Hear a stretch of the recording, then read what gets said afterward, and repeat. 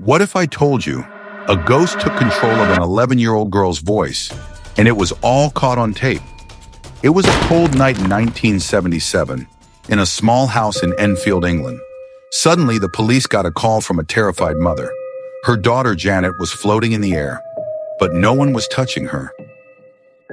This is the strangest, weirdest story that I've ever covered. Some of the evidence is controversial. Just because the girls weren't actually Janet Hodgson was just 11 years old when the strange things started happening. At night, furniture would move on its own. Doors would slam shut even when no one was around. Knocking sounds echoed through the walls. I was thinking that something wasn't right. And I think we was awake all that night, all of us, and there was bits and bobs going on the wall, and strange little noises in the house, and no one was doing it. We couldn't make out what was going on. Her family was scared out of their minds. They even heard bizarre voices, low, deep, and not human at all. But the creepiest part of all? Janet herself. Sometimes her voice would completely change.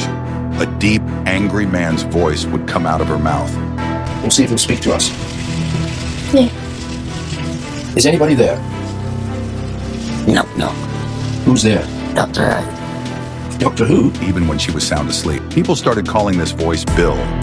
Bill claimed he was a man who had died in that house years earlier. My name is Bill Wilkins, and I'm 72 years old. Police were called in to investigate the house. They said they saw chairs slide across the floor by themselves. One officer even claimed he saw Janet levitate, rise off the ground, with nobody touching her. Reporters and paranormal investigators captured strange sounds and ghostly voices.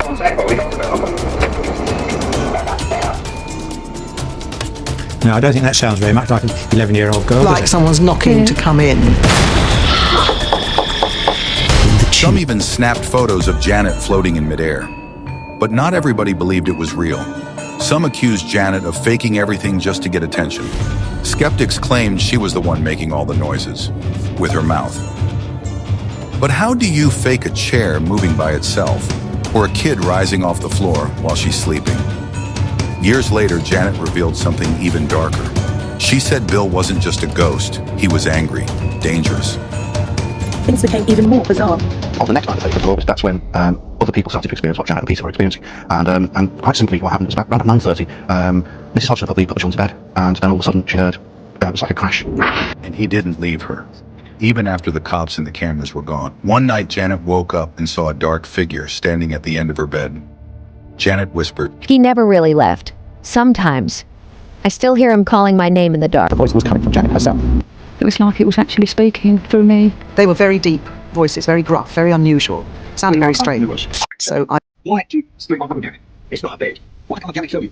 I didn't pick the boat. Why are you invisible? So much you. H-O-F-T. the house on Green Street was sold and resold over the years. But every new family moved out quickly, always saying the same thing. We hear whispers and in footsteps, even when no one's there. So what do you think? Is this the creepiest ghost story ever? Or is something even more terrifying still hiding in the shadows? You decide. I was going to ask the same question as I asked earlier. How many voices are there? 600.